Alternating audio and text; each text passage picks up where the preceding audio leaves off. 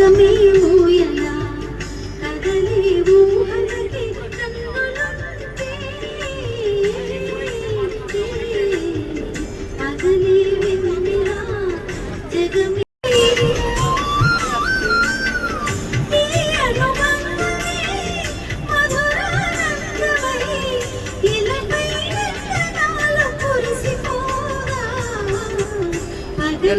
నీకు చెబుతుంది ఎదిగిన కొద్దీ వదగమని అర్థమందులో ఉంది.